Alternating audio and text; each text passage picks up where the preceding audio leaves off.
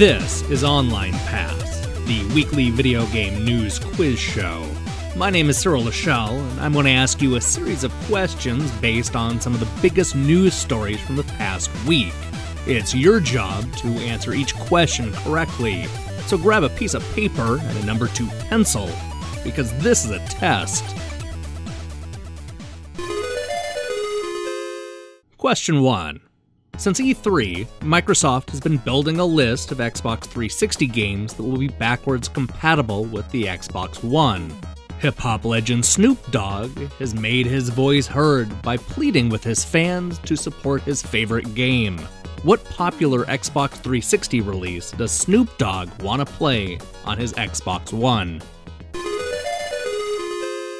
Question 2. This week marked the 14th annual EVO fighting game tournament. Thousands of gamers from around the world came together to see the best in Super Smash Bros., Mortal Kombat, Guilty Gear, and 6 other high-profile one-on-one fighters. More than 2,200 people signed up to compete in the Ultra Street Fighter 4 tournament, making it the show's biggest draw. On the other hand, what fighting game sat at the bottom of the list? Question 3. This is a bonus EVO question. Why was it stupid for this red shirt to celebrate after winning his Guilty Gear match? Question 4. PS Vita owners were outraged when one of the biggest video games of 2014 was announced for every PlayStation platform except their beloved handheld. They took to Sony's message boards in droves and forced the developer to respond to the public scorn. What game were these fans demanding come to the PS Vita? Question 5.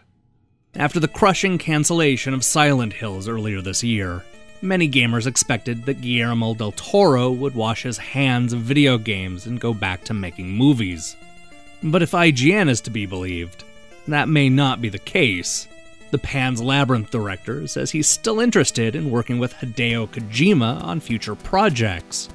Believe it or not, Silent Hills was not Guillermo's first failed attempt to break into video gaming. What was the name of the game he was developing for THQ? Question 6. This week, the former Team Ninja head Tamanobu Itagaki took to social media to push back at critics panning his latest game. He argued that the Wii U controller is too heavy, Wi-Fi isn't good enough, and games journalists are bad at their jobs. What game is he defending? And now, the bonus round. For this question, we're gonna ditch recent news and see what was going on 20 years ago. We turn to Next Generation's July 1995 issue for the following question. This is Jim Bowers talking about his upcoming game in 1995. The idea was to make something very fast, with lots of 3D movement. A big influence was Powerdrome, which was a good idea but didn't have the technology to do it justice. The plot isn't very important. The point is that while you're playing, certainly with the internal view, the bigger the screen, the more gut-wrenching the game. What game is he talking about? Pencils down, everybody. Now it's time to see how many you got right. Here are the answers. Answer 1. Snoop Dogg is excited at the prospect of backwards compatibility on the Xbox One. This week, the West Coast rapper, best known for Nothing But a G Thing, Murder Was the Case, and Gin and Juice, asked his 12.6 million Twitter followers to request NCAA Football 14 to be playable on the Xbox One. We'll see how that goes. Answer 2. Although it's at the bottom of the list, Killer Instinct attracted nearly 400 bloodthirsty contestants. According to EVO's own numbers, 397 people signed up for the Microsoft Fighter. That's lower than Persona 4 Arena Ultimax at 437, Tekken 7 at 458, and Ultimate Marvel vs. Capcom 3 at 816. Answer 3.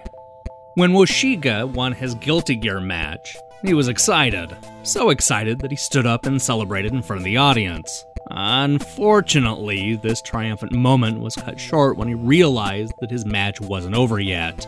While Woshiga was busy celebrating, his opponent was quickly pummeling the would-be champ with a massive combo.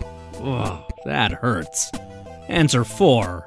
When Coffee Stain Studios announced that Goat Simulator was coming to the PlayStation platforms, everybody seemed to be into it. Everybody except for PS Vita owners. Surprised that one of the biggest indie hits of 2014 was passing over the handheld, Vita loyalists took to Sony's website and demanded action. The developers were eventually forced to explain the difficulties in bringing the game to the portable market. At least that new East game is on the way, right? Answer 5. With a simple title and compelling premise, Insane was Guillermo del Toro's first foray into video games. It was announced during the 2010 Spike Video Game Awards, and then never heard from again. THQ canceled the game in 2012, with the director retaining the rights. Maybe the third time will be the charm. Answer 6. Itagaki is not a fan of the way the media is covering his newest game. After critics panned The Devil's Third, he started making excuses on social media. First, he blamed the Wii U's oversized controller, suggesting the gamers were more comfortable with the Wii U Pro controller. Later, he would go on to talk about Wi-Fi and the poor skills of modern game journalists. Yeah, he's making friends everywhere he goes. Answer 7. After Jim Bowers sat down with Next Generation magazine, he raved about every aspect of his newest game. Well, every aspect except the racing. The game in question is Wipeout, which would go on to become one of Sony's most beloved racing franchises. This will be the first and last time you see Wipeout compared to Powerdrome. So, how'd you do? I recommend you send this quiz to a friend and see how many answers they get right. Compare notes, trash talk, you know what to do. My goal is to post a new episode of Online Pass every Sunday, with each episode quizzing you on some of the biggest news stories from the past week. This is just the first phase of a much larger quiz show project, which will eventually feature real contestants and various trivia shows. More information on that shortly. In the meantime, you should hit the subscribe button and support what we're doing here. Until then.